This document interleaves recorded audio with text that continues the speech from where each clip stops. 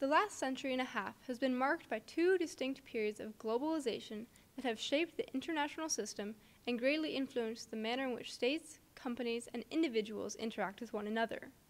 Advances in transportation, communication, and technology, as well as the decreasing costs of these innovations, are some of the driving forces of globalization. While many people today may feel more internationally interconnected than at any other point in history, we need to recognize that, in fact, there is still a certain fragility to the global system that makes it all the more important for us to understand the advantages, disadvantages, and other complexities sustaining and threatening globalization. Market incentives are necessary, but not sufficient for bringing about and maintaining globalization. Policymakers must actively pursue globalization and counteract issues such as inequality and financial instability in order to mitigate threats to the global system. Because of the relevance of globalization in our world today, it is important to have a balanced and informed opinion about many of the issues surrounding the current global system. As an effort to do so, this video draws on information from Middlebury College's 2012 January term course Globalization Then and Now, as well as a series of interviews taken from a wide selection of perspectives in the Middlebury community. These perspectives reflect the many and varied ways in which globalization is affecting our lives today, and also gives insight into the real advantages of, challenges to, and essential nature of globalization in this current era. In The Economic Consequences of the Peace, John Maynard Keynes spoke to the intensely unusual, unstable, complicated, unreliable, temporary nature of the economic organization by which Western Europe has lived for the last half-century. He was talking about the first era of globalization and the danger posed by the fact that few people actually realize the fragility of the global system. Let's hear some perspectives on the subject from people today.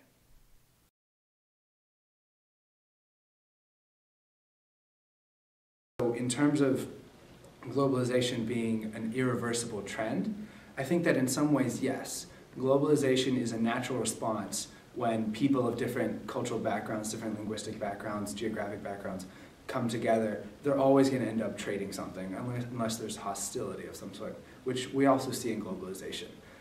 But I think that all of these new phenomena, or supposedly new phenomena, are really just extensions of a very natural process that's been happening ever since humanity has really been able to separate into groups. And so in many ways it is irreversible. I think globalization is inevitable, and I think at this point in time it's also irreversible because of the so many interlockings and this massive web connections between companies in Europe and the States, and I mean even family.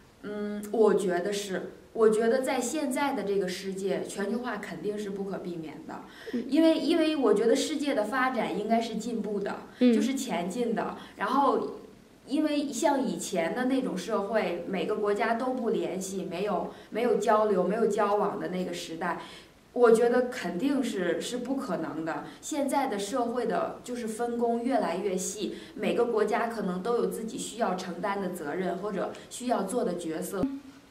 I think looking at, where we are right now, I definitely believe that is irreversible. You can't really, unless you're going to become a North Korea and just be on your own completely, it's like impossible to do it. As evidenced by these perspectives, since the reglobalization of the world economy after World War II, many seem to be under the impression, once again, that the current system of globalization is so robust that it seems almost irreversible. New innovations in transportation and technology have only furthered some people's belief that the current era of globalization is here to stay. These responses prove that many people are still susceptible to thinking that the global system in which we live in now is inevitable and irreversible. This once again makes the global system vulnerable to threats that might not be properly addressed because of the fact that people are under the misconception that markets will naturally reintegrate and do not need policymakers to actively pursue policies that will promote globalization.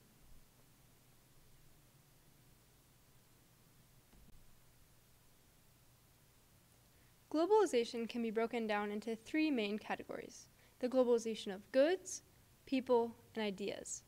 In regards to economic benefits, proponents of globalization point to the absolute gains in growth and development that can be made by the world as a whole due to specialization and market integration between countries.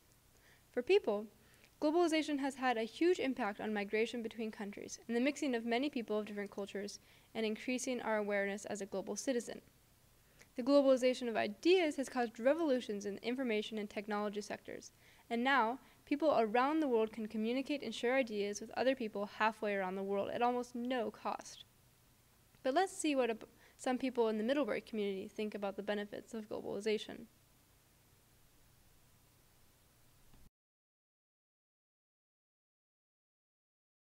Globalization, for me, I guess the biggest benefit would be the transference of ideas and different ways of approaching life or using the same materials. A lot of the materials and the goods that we have in today's world have existed for a very long time in a variety of different places, it's just that people have learned to use them differently. The way that we use rice in the United States is very different from the way that they use rice in China. And so for me, I think being able to interact with people from different cultural backgrounds and to learn about their ways of life helps me keep things in perspective, and the ways that, the way I was brought up isn't the only way to live, and things like that. And so 作为一个中国人，我觉得就是全球化可以就是让中国人更了解世界上的每个国家，就是特别是像西方的一些国家或者非洲的一些国家，然后可以让中国人享受到更方便的，就是生活上更方便的一些地方，比方说电脑方面呀，还有科技方面呀，这种经济方面，我觉得在各个方面吧，我觉得其实中国就是都从全球化的这个事情中得到了一些好处。I think it's interesting to consider my parents' example, because in many ways, especially after they've struggled through hardship here in America, they sort of sometimes wonder if they should ever have moved to America. And they say, well, my child could be just as well educated in Trinidad as he is here. And every time my sister and I hear that, we have a visceral response in opposition to that. Because we know that being educated here in America has made us much more open-minded and just consider world issues, whereas in Trinidad it's still very much local domestic issues or Caribbean issues. Which makes sense, but in a way, with my major being Chinese, for example, I am very much, as you say, a product of globalization, and in fact I use it as an asset. For me, I think that I see value in learning Chinese, and that is a culture, that's of a culture that's completely foreign in a way. 如果没有全球化，如果就是说还是像以前那样，每个就是还是隔离的、分开的，那么中国肯定不会有那么多现在的像外资企业，然后也不会经济发展的这么快。其实中国在出口这个方面，我觉得还是在中国的经济这个方面还是占很大的比重的。Clearly, globalization does have some very real benefits at all layers in the international system. The success stories of globalization and the push for economic development highlight the potential benefits of reducing natural and human-contrived barriers to trade and other forms of international interaction. However, it is oftentimes the primary benefactors of globalization that have the most power and are able to keep in place a system that benefits themselves more so than others. On the other hand, some have recognized that globalization is not a perfect system, but it is the best one we have right now.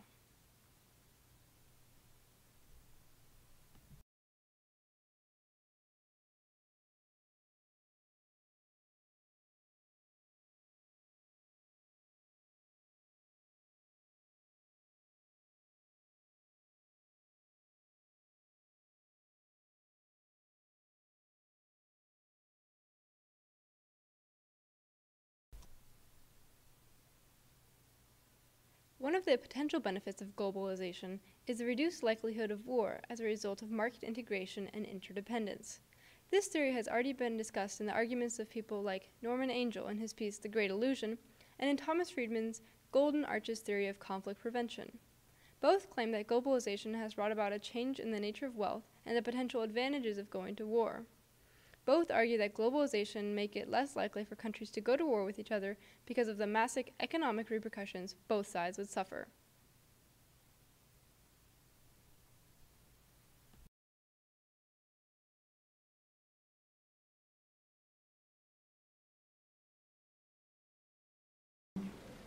countries recognize that if they're dependent on each other, war will be extremely harmful. And I think one of the biggest factors in whether countries decide not to go to war with each other is not ideology as much as it is how much they need each other. I think that the economic ties between countries is a huge preventative measure of wars, of future wars.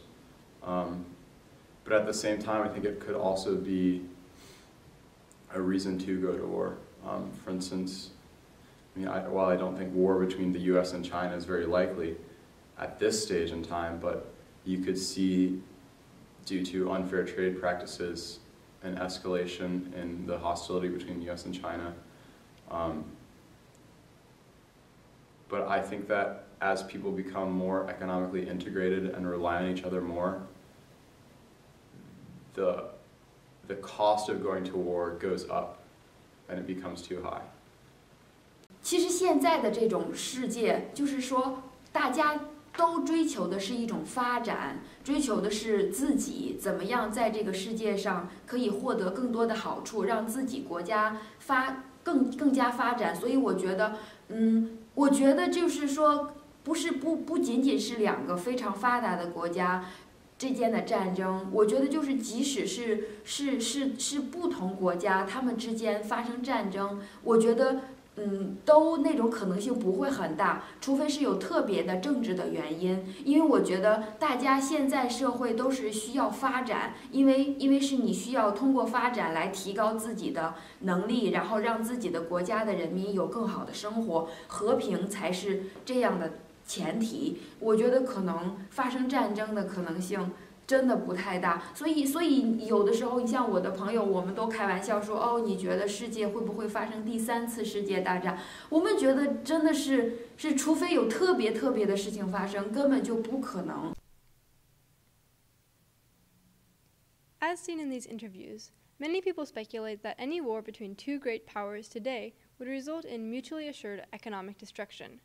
But at the same time, globalization has created a bigger demand for resources that has the potential to spark conflict between two competing parties. Norman Angel's theory about the unlikelihood of war proved wrong with the outbreak of World War I in 1914. And whether or not the increased degree of globalization makes it even less likely for countries to go to war than in the first era of globalization remains to be seen.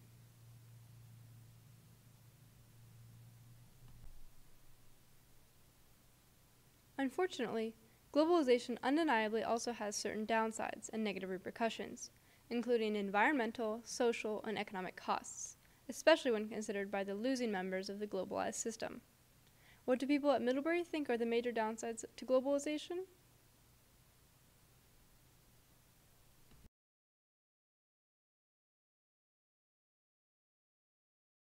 If we look at some of the economic treaties and things that have been put into place, like NAFTA, where there was supposed to be this free trade and everybody was supposed to be benefiting from it, but some people ended up being affected in a negative way because we have certain policies in the United States, such as subsidies. We subsidize our farm growers who produce corn, and then corn growers in Mexico or whatever, Latin America, cannot compete with our corn. So they have to stop producing corn and they have to find a new job. And a lot of the times this is what they've been doing their whole life. Like their father and their great-grandfather and their great-great-grandfather used to do that. And now they're left without a job. And they either, I don't know, they either try somehow to find a job there or they migrate to the United States. And that creates like other problems, both social and economic and everything in the United States. We are, like I was saying, but the downsides being that people who perhaps produce goods don't always see the benefits of that, or like increasingly transnational corporations are using global models to make even greater profits, and that's like I think a relatively new manifestation, at least how we've seen. You could see the colonial period and mercantilism as a globalized world, where you had where you had people being enslaved and goods flowing across oceans. And then I would say that corporations are now kind of representing that new form of colonialism, where for the benefit of few, it's moving goods and wealth in a very similar manner across oceans, across the world, to generate wealth for corporations or, in colonial times, nations. So I guess in that sense that it can increase inequalities. So a globalized world can increase the detrimental effects, both socially and environmentally, that production can have. 其实我现在一下子想不到什么坏处。 These perspectives reveal the dark side of globalization and the real challenges it faces as an international system today. One of the frequently mentioned downsides to globalization is inequality. Classical proponents of globalization, such as Adam Smith, stated that absolute gains were more important than relative gains, and that countries should focus on economic policies that made the pie bigger, rather than just trying to get a bigger slice of a smaller pie. However, the issue of inequality has arisen as one of the biggest threats to globalization in the current era. Any system that has relative winners and losers is bound to make the losers feel that they have suffered injustices, and that something must be done to create a better system that brings more benefit to everyone on a more equal level. On the other hand, in defense of the current era of globalization, Winston Churchill once said, "Capitalism is the unequal division of blessings. Socialism is the equal division of misery." Let's see what some students at Middlebury think about the issue of inequality in the globalized world.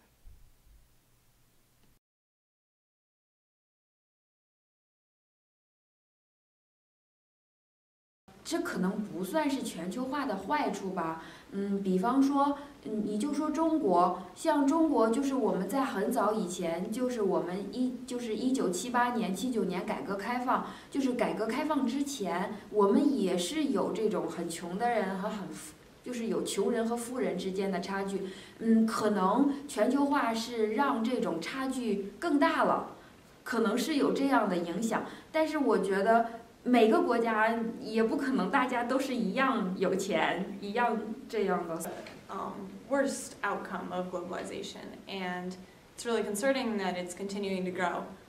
But I don't think that therefore globalization is bad. I think that globalization is, and it can be good, and it can be bad, and it's always going to be somewhat of both. And therefore, we should do everything that we can to make choices that decrease the inequality gap. Right. I think that absolute gains for a developing country are much more important than establishing equality first. I very much believe that, one person gaining the majority of wealth, but at the same time bringing up the quality of life of millions of other people is still far better than bringing up the quality of life of everyone a few pennies or a few dollars. From these perspectives, we can see clearly that inequality is a point of contention surrounding globalization.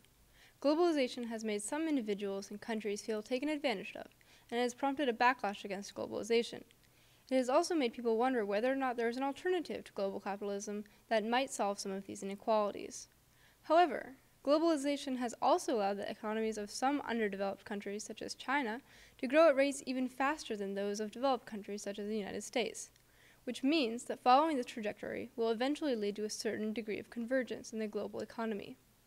The fact that the globalized system has been very successful for some countries, like South Korea and China, highlights the fact that domestic institutions are a critical aspect of whether or not a country can develop under the global capitalist model.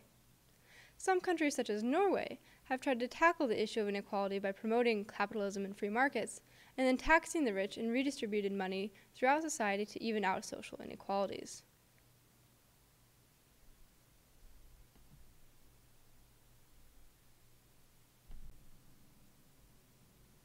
In the discussion over inequality in the globalized system, sweatshops are often brought up as a prime example of the negative consequences of globalization. However, although everyone can agree that sweatshops are horrible, there are still a variety of opinions surrounding their existence in the global supply chain of goods. What do Middlebury students have to say about this issue?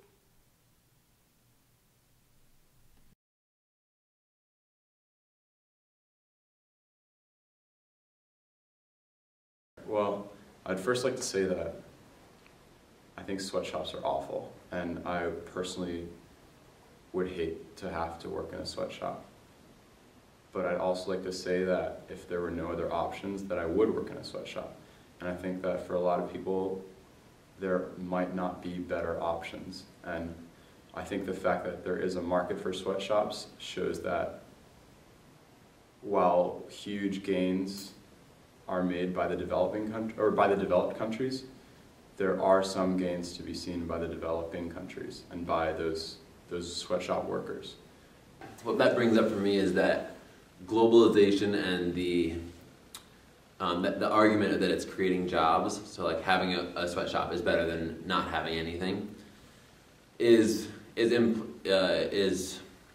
imparting a value system as well. So one where people need those jobs to make money in order to like feed back into the value system that you've created with globalization.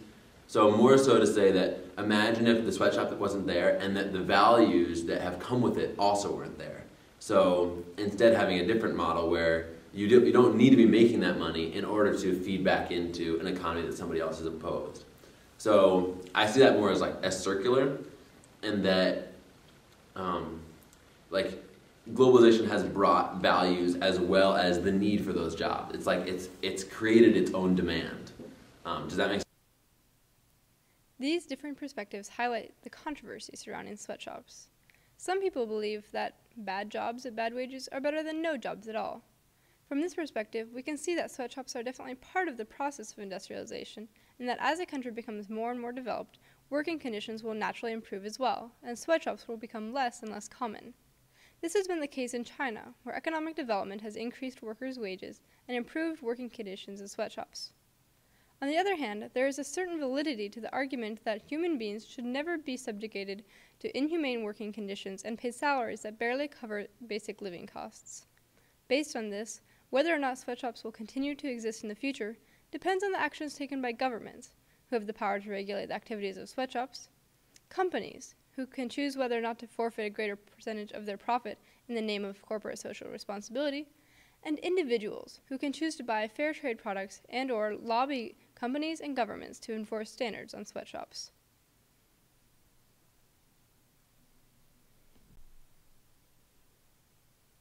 Counter-movements to globalization have also sprung up in recent years. The buy local movement is one that is particularly evident in Vermont, and the Middlebury Natural Foods Co-op provides an excellent example of the kinds of incentives for supporting local communities and buying local products. In fact, the co-op displays pictures of all the farmers it sources from, making consumption feel much more personal. However, one thing that the co-op cannot deny is that there is still a demand for fresh fruits such as raspberries, strawberries, and blueberries that cannot be produced in Vermont in the middle of January, and are therefore imported from other countries such as Mexico. This highlights the difficulty in making choices to buy everything locally when certain products are just not available or are cost prohibitive in the local community. Here's what some Middlebury students think about the buy local movement.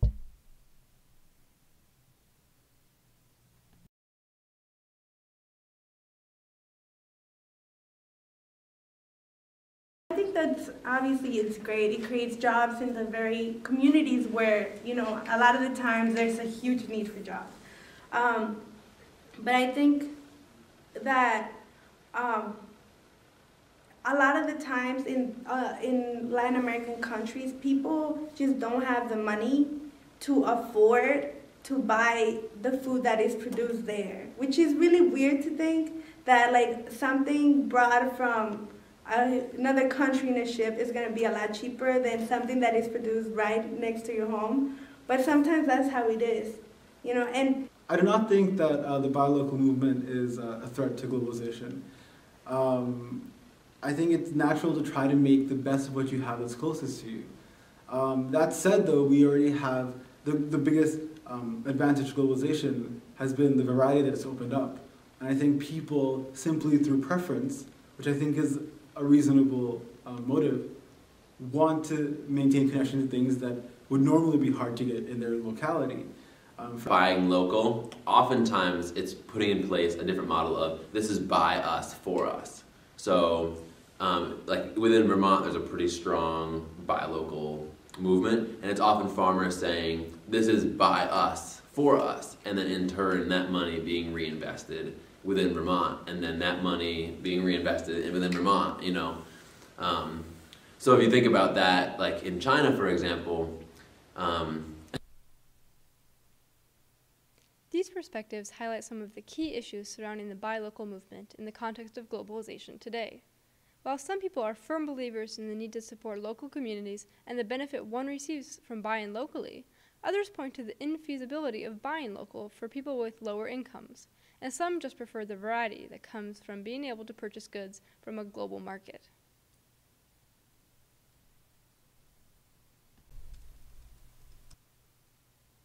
Apart from the economic and political impacts of globalization, the increasing interconnectedness between people around the world has also had a great influence on different cultures. What are some of these impacts?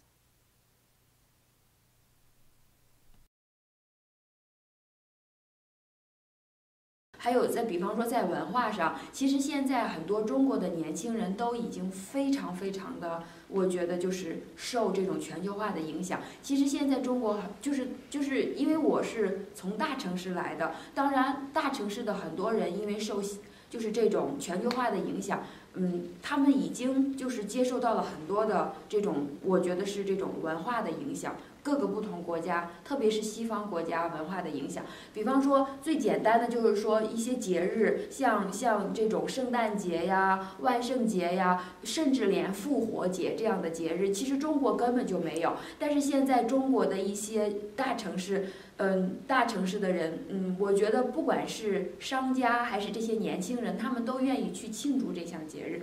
反而像一些传统的中国节日，好像重视的人是越来越少的。所以我觉得这是全球化的，真的是说在文化方面的影响。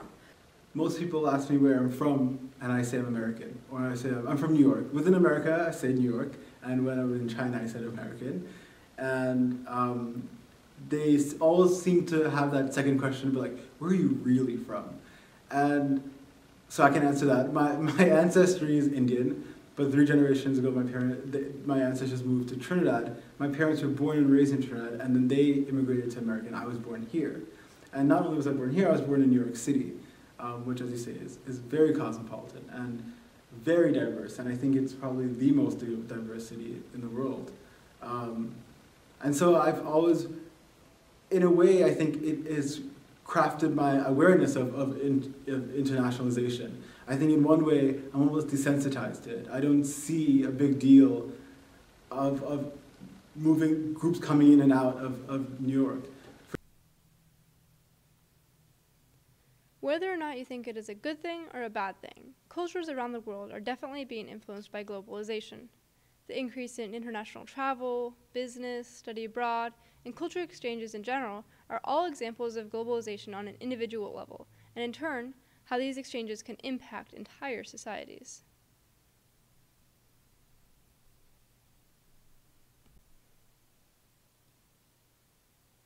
On a related note, there is also much controversy today surrounding the issue of whose model of development countries should follow, and how that influences the international system. Here are some different perspectives on that issue.